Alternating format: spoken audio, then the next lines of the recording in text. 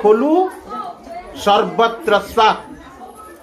আমরা মানব দেহ লাভ করেছি, লব্ধা সুদুর্লভ, বড় দুর্লভ মানব জীবন। কেন বলেছে বলুন তো দুর্লভ? আমাদের এই যে জীব জগৎ রয়েছে, যারা পড়াশোনা করতেছে তাদের তো আছে জীব জগৎ কটা? জীব মানে কি? যার জীবন শক্তি আছে। জড় মানে জড় পদার্থ। তাহলে জীবন শক্তি যার আছে তাকে 5টা ভাগ করা আছে: সংকুচিত, আচ্ছাদিত, মুকুলিত, বিকশিত এবং পূর্ণ বিকশিত। তাহলে এই যে কথায় কথা বললাম মান হুস, মান মানে হুস মানে কর্তব্য, কর্তব্য সম্পর্কে যার জ্ঞান আছে তাকেই মানুষ বলা হয়।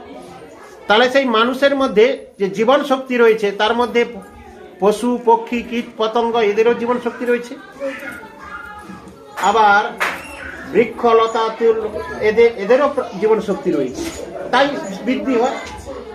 আবার মুকুলিত মানে মানব, তাদের মধ্যে জীবন শক্তি রয়েছে।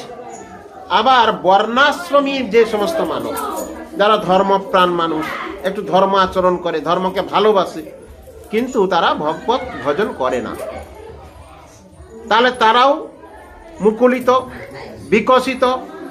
আবার পূর্ণ বিকশিত কাকে বলেছেন না? কৃষ্ণ ভক্ত। বড় এখানে তত্ত্ব কথা রয়েছে, কারণ সবাই হরি ভজন করতে পারে না। পারে কি? আমরা অহরহ হরি কথা শ্রবণ করছি, আমরা জানি হরি কথা ছাড়া উদ্ধার নেই, হরি সেবা ছাড়া দ্বিতীয় আর কোনো আমাদের মঙ্গলের কোনো জায়গা নেই। তাহলে ওই জায়গায় যেতে পাচ্ছি না কেন? কেন পাচ্ছি না বলুন?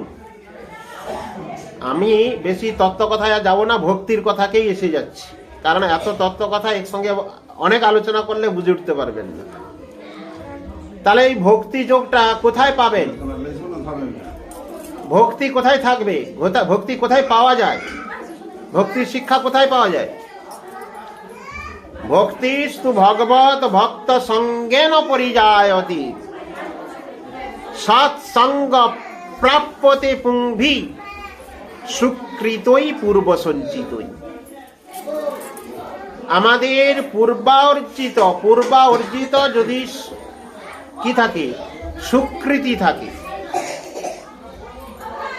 এত চিৎকার চেঁচামেচির মধ্যে পাঠ, আবার মাইক নেই, গলার জোরে জোরে চিৎকার করে করে বলা খুবই অসুবিধা। তো যাই হোক, লোকও বেশি নাই, আস্তে আস্তে বলাই ভালো। ভক্তিস্তু ভগবত ভক্ত সঙ্গেন পরিজায়তে। এখানে এইরকম সিস্টেম, ভক্তিস্তু ভক্ত সঙ্গেন পরিজায়তে। তাহলে ভক্তিটা আসে কিন্তু ভক্ত সঙ্গের প্রভাবে। ভক্ত হরি ভক্ত যারা, তাদের কাছে গেলে আপনি ভক্তি পাবেন। তাহলে তাদের কাছে আপনার যাওয়ার মতিটা কি করে হবে? সেই কথায় কি সবার রুচি হয়?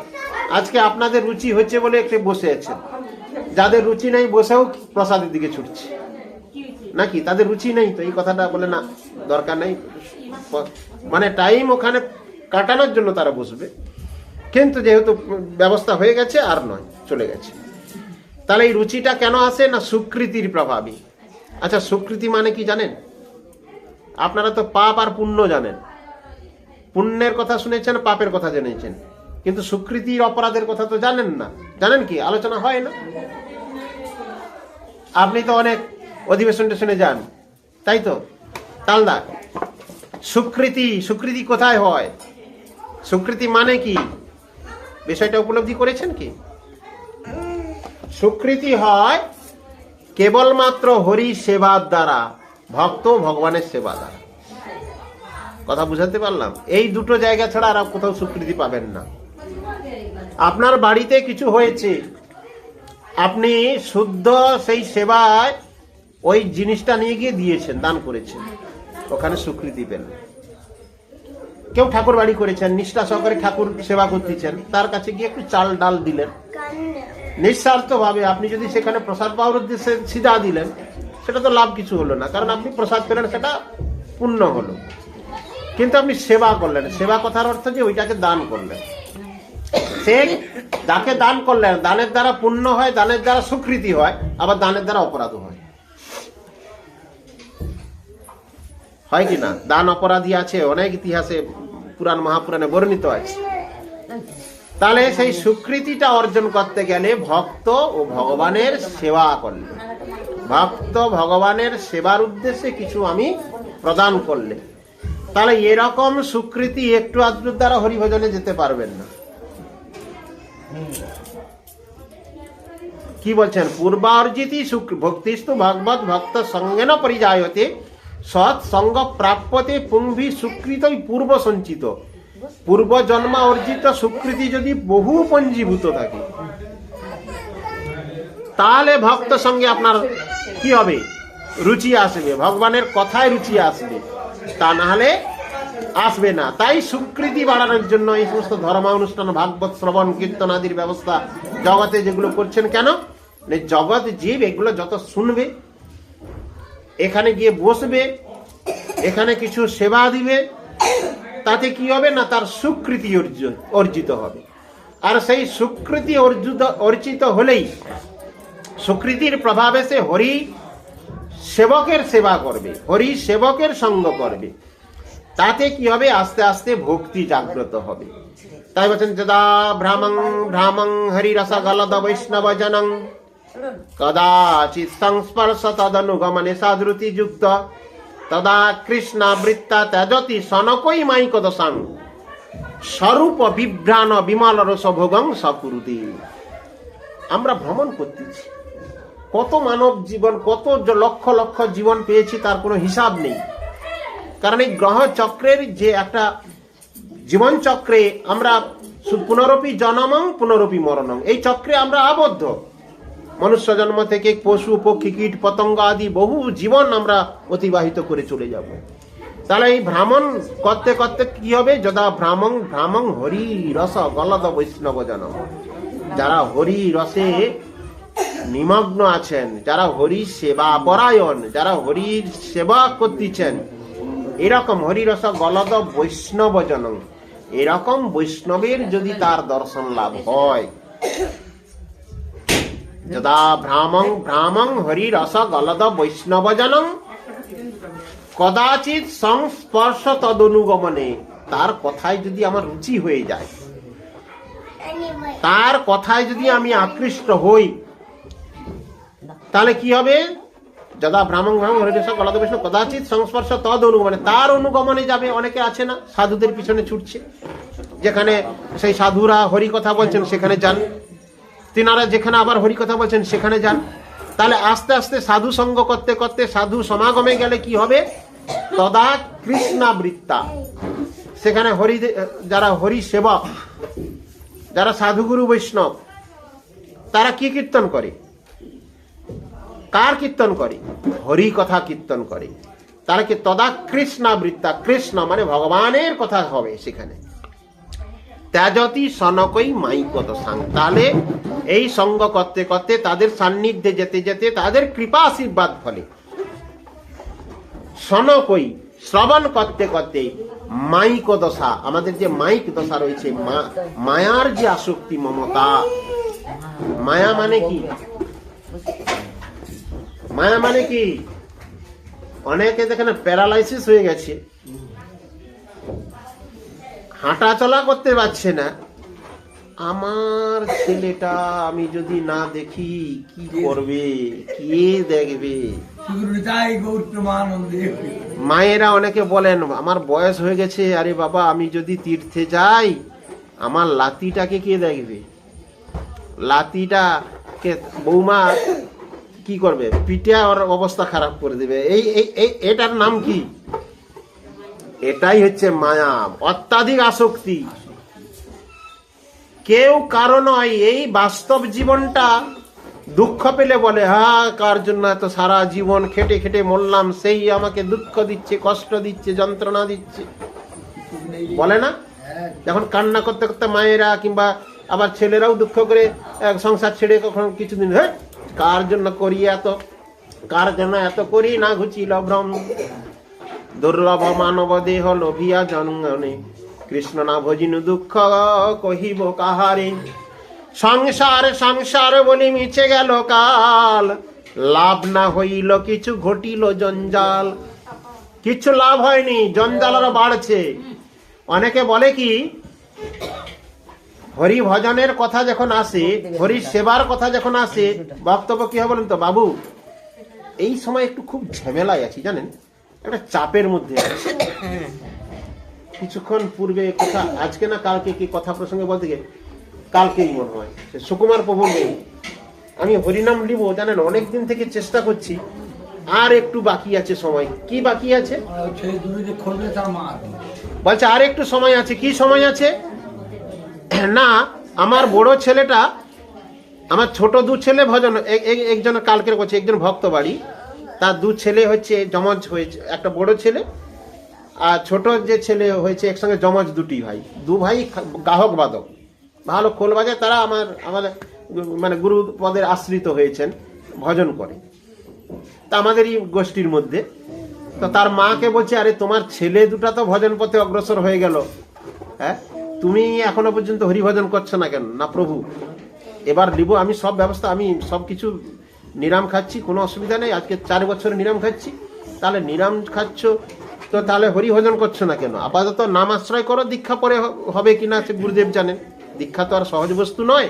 এই জগতে যে সমস্ত দীক্ষা বলে দেখাচ্ছে, এগুলো দীক্ষা নয়, দীক্ষা আলাদা জিনিস। দীক্ষা মানে আপনার গোত্র চেঞ্জ হবে, দীক্ষা মানে অচ্যুত গোত্র ধারণ করবেন, সেই দীক্ষা একমাত্র আচার্য দিতে পারে।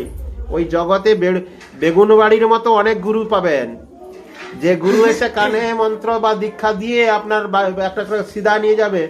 এতে অন্ধ যথা অন্ধস্তপি স্বতন্ত্রতা ঊর্ধ্বামি নিবদ্ধা, শাস্ত্র বলছেন। আপনি রাস্তা দেখতে পাননি, শাস্ত্র জানেননি, জ্ঞান নেই, ভক্তি রাজ্যে যেতে পারেননি, মানে অন্ধ। তাহলে আপনি অন্ধ, আপনি একজনকে ধরছেন, বাবারে আমাকে একটু চাঁদকুড়ি নিয়ে চলতো, তা যাকে ধরছেন সেও একজন অন্ধ। তাহলে দু অন্ধের পরিণতি কি হবে বলুন? কি যেতে পারবেন কি? পারবেন? তাহলে গুরুকরণ করার আগে আপনাকে চিন্তা ভাবনা করে করতে হবে। আপনি গাড়িতে উঠার আগে চিন্তা করছেন ড্রাইভারটা কোনো নেশা আদি করছে কিনা, ড্রাইভারটা ভালো কিনা। যদি ভালো ড্রাইভার হয় তো গাড়ি চাপলে তো আপনি যেতে পারবেন, নাহলে রাস্তায় অ্যাক্সিডেন্ট করে যাস, তারও বলা হরি হরি বল আপনারও হবে। কিংবা নৌকা পার হবেন, নৌকার মাঝিকে দেখতে হবে না? আপনি একটা নৌকা পার হয়ে আর এত বড় ভবসমুদ্র পার দিবেন, এই ভবসমুদ্র পার হয়ে ভগবত রাজ্যে প্রবেশ করবেন, আর সেখানের যে নৌকাতে চড়বেন, নৌকার মাঝিকে দেখবেন না? যাকে তাকে গুরুকরণ করে দিলেন, যাকে তাকে গুরুকরণ করে দিলে কি আপনি উদ্ধার হতে পারবেন? তাহলে এইগুলো শাস্ত্রের কথাগুলো বলেছেন যে আপনাকে জেনে শুনে করতে হবে। তাহলে সেই গুরুকরণ বা যে গুরু ধারণ, সেই বিষয়ে শাস্ত্র কি বলেছেন? শাস্ত্রের বিধান, সমস্ত বিষয়ে শাস্ত্রের বিধান মানতে হবে। শাস্ত্র বলেছেন, যে ব্যক্তি ন্যায় বিহিতং অন্যায়ন শৃণোতি যৎ আবুবহু নরকং ঘোরং ব্রজত কালক্ষয়ম। কোন শাস্ত্রকার যদি ভুল ব্যাখ্যা করে, শাস্ত্রের যথার্থ অর্থ না ব্যাখ্যা করে, তিনিও ঘোর নরকে যাবেন, আর যে শ্রবণ করবে সেও নরকে যাবে। তাই জন্য সবসময় শাস্ত্রের যে বাণী, শাস্ত্রের যে দিক প্রদর্শন, শাস্ত্র কি বলছে তা সেগুলো ভালোভাবে জানতে হবে। তৎশাস্ত্রং প্রমাণং, গীতাতে আছে না? গীতা পাঠ করেন তো।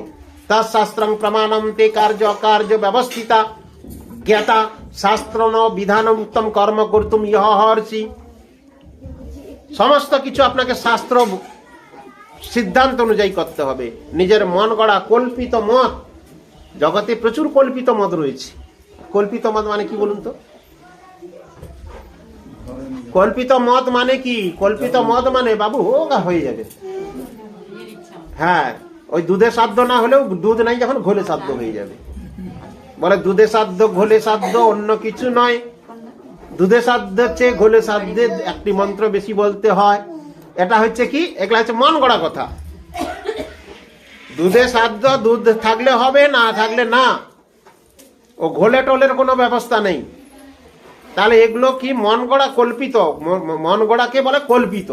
তাহলে জগতে কল্পিত মত প্রচুর রয়েছে। আর আমরা তো কোনটা পছন্দ করি বলুন? আমরা পছন্দ কোনটা করি? যেটা সব বলে সব খাবো, সব কিছু করবো, দীক্ষা কোনখানে দিতে হয় সেইখানে লাইন দিব নাকি? হয়তো দীক্ষা প্রচুর হচ্ছে তো আজকাল। যে দীক্ষা যারা নিবেন তারা চিন্তা করছেন যে কিছু নিয়ম শৃঙ্খলা করবো না, কিছু করবো না, বাবু আমার দীক্ষা নিলে আমি মনে করবো আমি উদ্ধার হয়ে গেছি। বাস্তবে কি তাই? সাধ্য সাধন, সাধন বিনা সাধ্য লাভ হয় না। হবে কি? আপনি বাড়িতে রান্না বান্না কিছুই করবেন না, সবজি আমান্য করবেন না, হাঁড়ি কড়া ধোপ ধো আদি কিছুই করবেন না, রান্না হয়ে যাবে? বলুন মায়েরা, আপনারা তো যে কাজটা করেন রান্না করার পিছনে রান্নার ব্যবস্থাটা করতে কত সময় যায় আপনাদের? তার চেয়ে কম সময় যায় রান্না করতে, আবার রান্নাটা খেতে তার চেয়ে একবারে কম সময়। নাকি ভুল বললাম কি? তাহলে সাধন বিনা সাধ্য লাভ হয় না। অতএব সাধন যদি না করি আমি ভগবানকে পাবো কি করে? ভগবানের জন্য আমি কিছুই করলাম না, শুধু কৃপা করো কৃপা করো আমরা বলি না? কৃপা করো, কৃপা কথার অর্থ কি? কিছু করে পাওয়ার নাম কৃপা। আমি কিছু যদি না করি তাহলে কৃপা পাবো কি করে? তাই বলছেন সাধন বিনা কোন সাধক দিতে না রে ফল, সব ফল দেয় ভক্তি স্বতন্ত্র প্রবল। শাস্ত্রের কথা এগুলো। সাধন বিনা সাধ্য বস্তু লাভ হবে না, তাহলে সাধন করতে হবে। যেমন কোন ব্যক্তি পরিশ্রম না করে যদি বলে অর্থ উপার্জন করব, হবে? এখনকার প্রত্যেকের মানসিকতা এরকম হয়েছে, কম পরিশ্রম করে অধিক উপার্জন করব, শ্রম চুরি। কিন্তু বাস্তবে সেটা সম্ভব নয়, এটা আমরা সবাই জানি। তাহলে সাধন ছাড়া ভগবানকে পাওয়া যাবে না, তাহলে ভগবানের জন্য সাধন করতে হবে। তাই আমরা সংসারে কি বলছেন, সংসারে আছি, কিন্তু হরিভজন করতে গেলে সেই সুকৃতির কথা নিয়ে এতটা আসছে, তাহলে সুকৃতিটা আমাদেরকে বেশি করে পরিজীবিত করতে হবে। সুকৃতি ছাড়া ভক্তিরাজ্যে প্রবেশ করা যাবে না। ভক্তি স্তু ভগবত ভক্ত সঙ্গেন পরিজায়তে সৎসঙ্গ প্রাপ্যতে পুংভি সুকৃতই পূর্ব সঞ্চিতই। পূর্বার্জিত সুকৃতি থাকলে তবে হরিভজনে আমরা রত হব। আচ্ছা, হরিভজন করব কেন? নাকি প্রশ্ন জাগে না? কেন হরিভজন করব বলুন? হরিভজনের প্রয়োজনীয়তা কি? জগতের পিতা কৃষ্ণ যে না ভজে বাপ, পিতৃদ্রোহী পাতকীর জন্ম জন্ম তাপ। বাস্তবিক ক্ষেত্রে আমরা ভগবানের থেকে সৃষ্ট। আমাদের জগতের পিতাকে ভগবান। তাহলে সেই ভগবানের যদি সেবা না করি তাহলে আমরা কি হবে? পিতৃদ্রোহী হয়ে যাব। এটা 1 নম্বর প্রশ্ন। 2 নম্বর দেখুন, আমরা একটা ঋণগ্রস্ত। আমাদের কটা ঋণ রয়েছে জন্ম থেকে জানেন কি? এই জগতে আমরা যে জন্মগ্রহণ করেছি আমাদের মধ্যে ঋণ রয়েছে। কটা ঋণ রয়েছে? 5টা ঋণ রয়েছে। আচ্ছা, ঋণগ্রস্ত ব্যক্তি কি সুখে থাকতে পারে? পারে কি? তাহলে আমরা যদি জন্ম থেকেই ঋণী হই তাহলে সেই ঋণ মুক্ত না হলে কি আমরা শান্তি পাবো? তাহলে আমাদের ঋণ কটা রয়েছে বলুন? 5টা ঋণ। 1 নম্বর ঋণ হচ্ছে দেব ঋণ। 2 নম্বর ঋণ হচ্ছে ঋষি ঋণ। 3 নম্বর ঋণ হচ্ছে পিতৃমাতৃ ঋণ, পিতামাতা। আর 4 নম্বর হচ্ছে ভূত ঋণ। 5 নম্বর কি বলছেন? 5 নম্বর হচ্ছে স্বজন বা কিঙ্কর ঋণ। এগুলা শ্রবণ করেছেন? তাহলে 5টা ঋণ থেকে মুক্ত হব কি করে? তাহলে দেবতাগণের কাছে আমরা ঋণী কেন? কিভাবে ঋণী বলুন?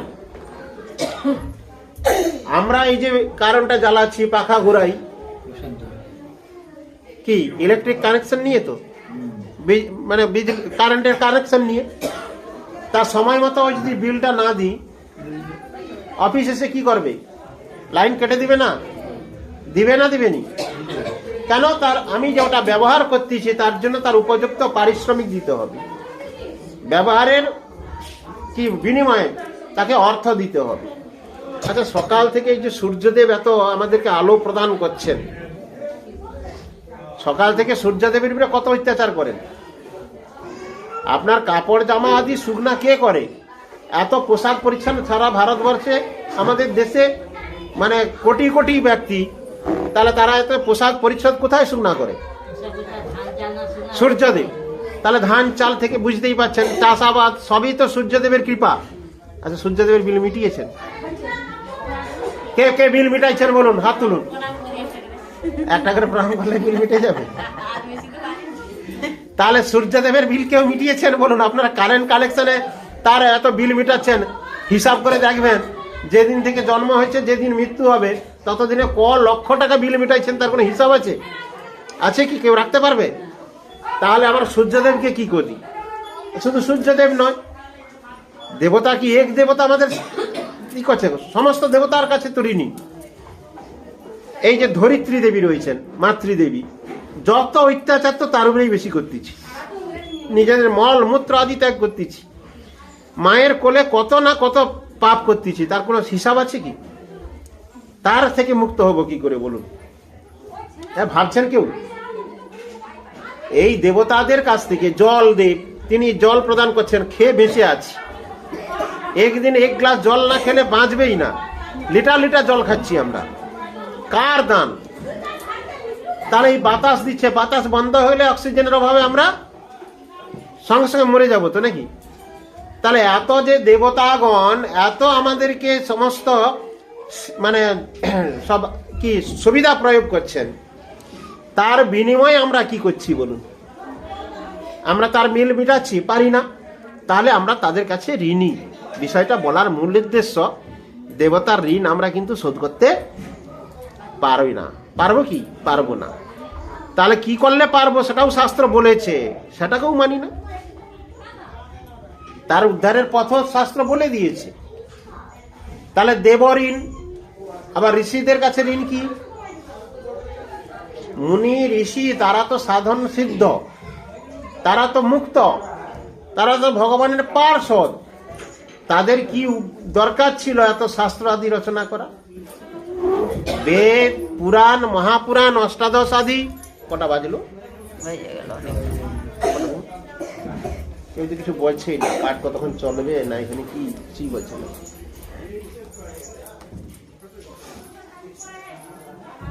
একটা বাজবে।